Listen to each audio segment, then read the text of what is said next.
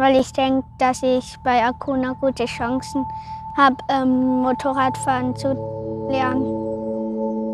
¿Dónde nacen los pilotos? Nacemos y yo creo que nos ponen en cunas diferentes, que son con gasolina. Aprendí a convivir con ganar, con perder.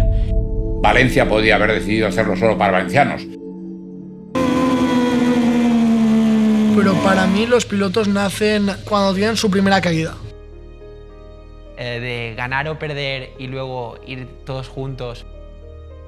Yo sí soy un piloto cuna, al final gracias a la cuna ha sido parte de mi carrera y gracias a eso pues hemos creado este piloto también y sí, me considero piloto cuna. Desde que yo era pequeño yo siempre he entendido las carreras que yo tengo que venir a divertirme, ¿no? Sacrificio, humildad, trabajo. La pasión por divertirse más que focalizarlo en un trabajo o en algo tan serio. Me cogía con mi padre y con un mecánico.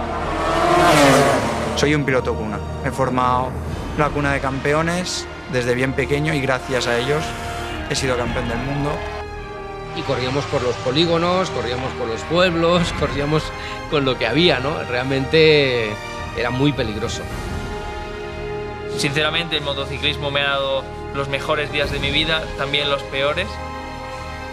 Estar en MotoGP es muy complicado porque es un objetivo difícil de cumplir, pero hay que soñar a lo grande.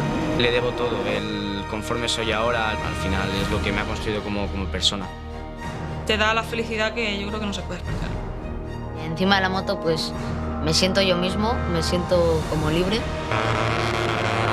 Sí, soy un piloto cuna. Soy el primero.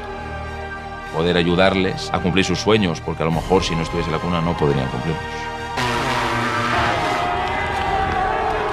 Si no estaba becado por la cuna, no podía continuar en este mundo, ¿no? Here in Valencia, Joan Mir is the 2020 MotoGP World Champion.